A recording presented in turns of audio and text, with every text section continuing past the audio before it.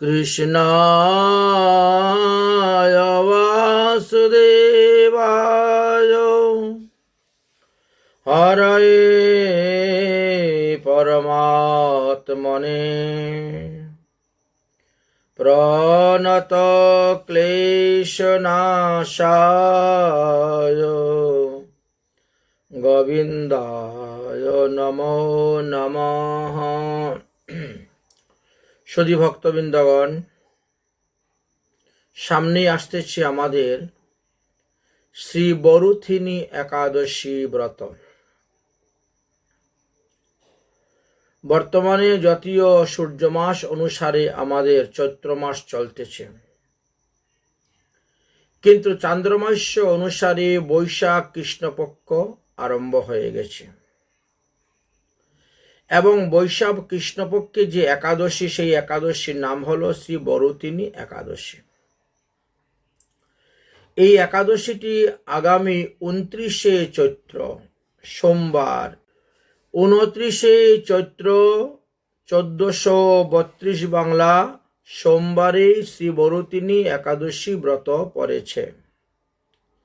তার পরের দিন অর্থাৎ মঙ্গলবারে আমাদেরকে ব্রতের পালন করতে হবে সূর্যোদয় হওয়ার পরে দিবা 9:33 মধ্যে। তিথি বিস্তারের কথা আলোচনা করলে আপনারা বুঝতে পারবেন যে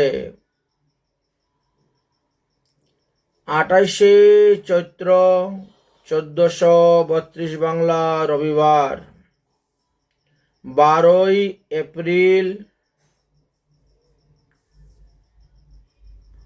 2026 খ্রিস্টাব্দ রবিবার রাত্রে 9:32 পর্যন্ত দশমী ছিল, তারপরে একাদশী লেগেছে। 29শে চৈত্র 1432 বাংলা সোমবার বা 13ই এপ্রিল 2026 খ্রিস্টাব্দ সোমবার, একাদশী তিথি হল রাত্রি 9:39 পর্যন্ত, তারপরে দ্বাদশী লেগেছে। তার পরের দিন 30শে চৈত্র অর্থাৎ সেই দিন সংক্রান্তি, 30শে চৈত্র 1432 বঙ্গাব্দ মঙ্গলবার বা 14 এপ্রিল 2026 খ্রিস্টাব্দ মঙ্গলবার রাত্রি 9:17 পর্যন্তই দ্বাদশী পেয়েছে। যাই হোক, আমাদের এই ব্রতটি একাদশী সংযুক্ত দ্বাদশীতে হচ্ছে এবং দ্বাদশীর মধ্যেই তাহার পালন হচ্ছে। এই জন্য মঙ্গলবারে সূর্যোদয় হওয়ার পর সকালবেলা অর্থাৎ দিবা 9:33 মধ্যে শ্রী বরুথিনী একাদশী ব্রতের পালন করতে হইবে। আসুন এখন আমরা এই বরুথিনী একাদশী ব্রতের মাহাত্ম্য সম্পর্কে কিঞ্চিত আলোচনা করব। যুধিষ্ঠির মহারাজ কোনো এক সময় ভগবান শ্রীকৃষ্ণকে জিজ্ঞাসা করেছিলেন, হে দ্বারকাধীশ্বর, বৈশাখ মাসের কৃষ্ণপক্ষে যে একাদশী, সেই একাদশীর নাম কি, এর মাহাত্ম্য কি, আপনি কৃপা করে আমার নিকটে বর্ণন করুন। তদুত্তরে ভগবান শ্রীকৃষ্ণ বলিলেন, হে রাজন, বৈশাখ মাসকে বলা হয় মধুসূদন মাস। এই মাসের কৃষ্ণপক্ষে বরুথিনী একাদশী বলা হয়। এই বরুথিনী একাদশী ব্রতের দ্বারা সর্বদা সুখ সম্পদ লাভ হয় এবং সমস্ত পাপের ক্ষয় হয়, সর্ব সৌভাগ্য প্রাপ্ত ঘটে, দুর্ভাগ্য দূর হয়। দুর্ভাগা স্ত্রীলোক যাহারা, তারা যদি এই ব্রত আচরণ করেন তাহলে তারাও সৌভাগ্যবতী হইতে পারবেন। এই ব্রত সমস্ত মানবকে ভুক্তি এবং মুক্তি উভয়ই প্রদান করেন। উপরন্তু এই একাদশী ব্রতের দ্বারা সমস্ত পাপ থেকে মুক্তি লাভ করতে পারেন। এই একাদশী ব্রতের প্রভাবে জীবের গর্ভ যাতনা বিনাশ হয়ে যায়। অর্থাৎ এই বরুতিনী একাদশী ব্রত যারা করবেন তাদেরকে আর মাতৃগর্ভে এসে জন্মগ্রহণ করতে হবে না। এই বরুতিনী একাদশী ব্রতের প্রভাবে মানদাতা স্বর্গলোক প্রাপ্ত হয়েছিলেন। এই বরুতিনী একাদশী ব্রতার প্রভাবে ধুন্ধুমারি আদি অন্যান্য বহু রাজগণ স্বর্গ লাভ করিয়াছিলেন। এমনকি মহাদেব পর্যন্ত এই বরুতিনী একাদশী ব্রত করেছিলেন। আর এই একাদশী ব্রত করে তিনি বদ্রীনাথে গমন করেছিলেন। আর সেখানে এখনো পর্যন্ত ব্রহ্মকপাল কুণ্ড নামে একটি কুণ্ড আছে। সেইখানে মহাদেব এই বরুতিনী একাদশী ব্রত করে যখন ওই কুণ্ডেতে স্নান করেছিলেন, তৎক্ষণাৎ মহাদেবের হাত হইতে ব্রহ্মার কপালটা, মাথাটা খসে পড়ে গেছিল। অর্থাৎ তিনি ব্রহ্মহত্যা পাপ হইতে মুক্ত হয়েছিলেন। এখন কথা হলো, মহাদেবের ব্রহ্মহত্যা পাপ কখন হয়েছিল? বললেন, দেবী পার্বতী থেকে যখন গণেশের জন্ম হয়েছিল। গণেশের জন্মের পর মহাদেব সমস্ত দেবদেবীদেরকে নিমন্ত্রণ দিলেন। সেই সময়ে ব্রহ্মা গণেশকে দেখার জন্য এসেছিলেন। আর গণেশকে দেখার পর পার্বতীর রূপ যৌবনের প্রতি তিনি একটু লালায়িত হয়েছিলেন। ব্রহ্মারও তখন 5টি মাথা ছিল। যেই মস্তকের নেত্রের দ্বারা পার্বতীর উপর কুভাবনা গিয়েছিল, মহাদেব ব্রহ্মার সেই মস্তকটিকে ছেদন করে দিয়েছিলেন। কিন্তু সেটা হাত থেকে স্খলিত হয় না। তখন ভগবান বিষ্ণুর কাছে গিয়ে উপস্থিত হলেন।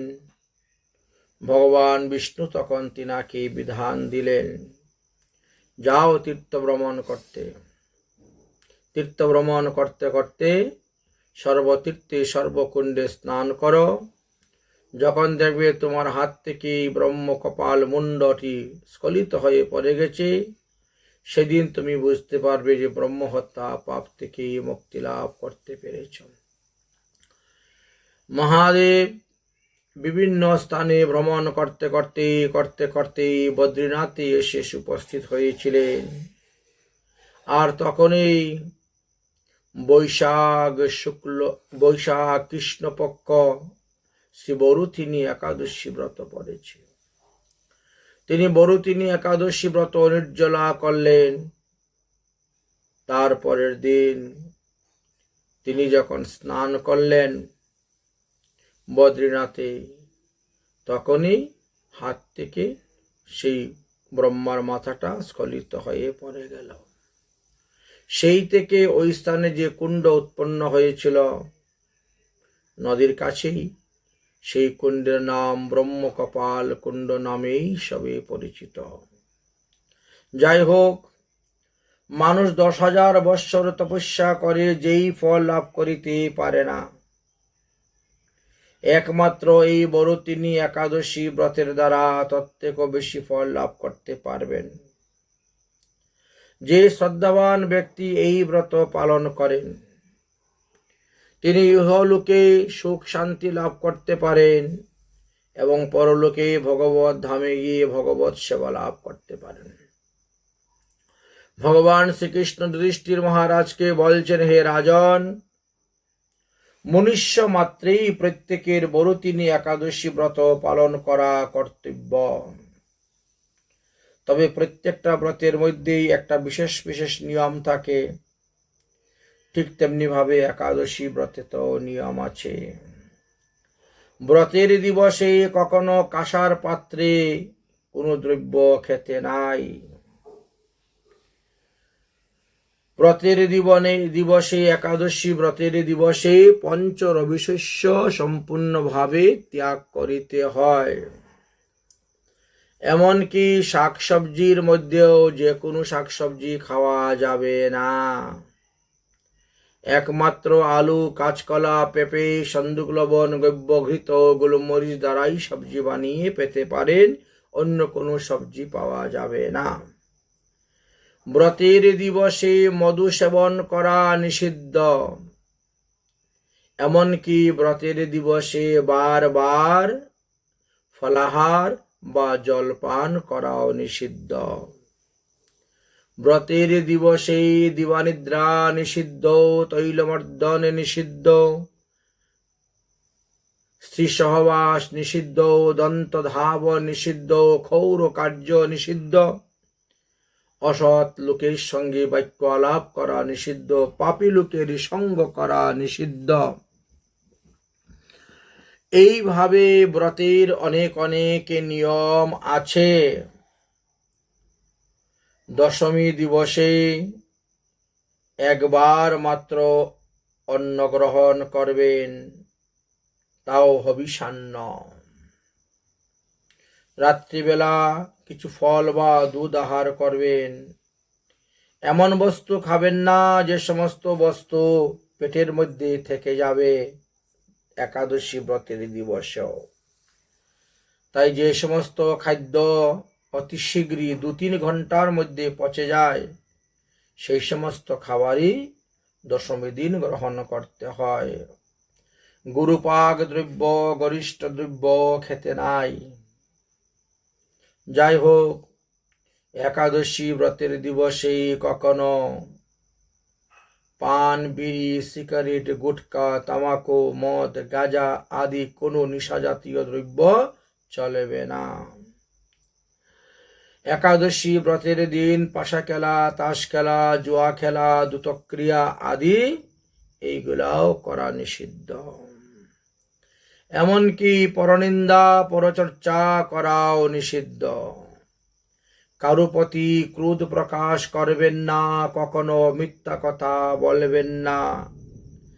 একাদশী দিবসে ওই সমস্ত কিছু মেনে একাদশ ইন্দ্রিয়কে সংযম রেখে যদি একাদশী ব্রত করা যায়, তবেই তো একাদশী ব্রতের সার্থকতা। একাদশী ব্রতেতে যে যে নিয়ম দেওয়া আছে, দ্বাদশীতেও সেই সমস্ত নিয়ম পালন করা অতি উত্তম। বড়দিনে একাদশী ব্রতের বিশেষ বিধি হলো এইগুলি। তারপরে বলছেন, রাত্রিকালে, যেহেতু এই মাসের নাম মধুসূদন মাস, তাই ভগবান মধুসূদনের পূজা করবেন। ভগবানের চরণে 108টি তুলসী পাতা অর্পণ করবেন। ভগবানকে পঞ্চোপচার, দশোপচার, ষোলোপচারে পূজা করবেন। সম্ভব হলে রাত্রি জাগরণ করবেন, গীতা, ভাগবত আদি পুরাণ পাঠ করবেন। তবেই তো জীব সর্ব পাপ হইতে মুক্ত হইতে পারিবে এবং পরম গতি লাভ করতে পারবে। অর্থাৎ দেহান্তে তিনি বিষ্ণুলোকে গমন করিয়া ভগবান বিষ্ণুর কাছে অবস্থান করিবেন। এই বিষয়ে ধুন্ধুকারী রাজগণের অনেক ইতিহাসের কথা, মহিমার কথাও শাস্ত্রেতে বর্ণন করে গিয়েছেন। যারা সারা জীবন রাজ্য সুখ ভোগ করেছেন, রাজ্য পরিচালনা করেছেন, সংসার করেছেন, বিবাহ করেছেন, স্ত্রী পুত্রাদি জন্ম দিয়েছেন। ইন্দ্রিয় সুখ, বিষয় সুখ, দেহ সুখ ভোগ করার পরেও এই বরুতিনী একাদশী ব্রতের প্রভাবে জন্ম মৃত্যু নিবারণ করে তিনি ভগবত ধাম প্রাপ্ত হয়ে ভগবত ধামে গমন করেছিলেন। তাই বরুতিনী আর এই একাদশী ব্রতের এমনই মাহাত্ম্য। এই জন্য ধুন্ধুমারি আদি বহু রাজগণের উপাখ্যানের কথা আলোচনা করা আছে যে তারা এই বরুতিনী একাদশী ব্রত পালন করে অনায়াসেই ভগবত ধাম প্রাপ্ত হয়েছিলেন। আমরা সংক্ষেপে এই বরুতিনী একাদশীর মাহাত্ম্যের কথা আলোচনা করলাম। রাধে রাধে।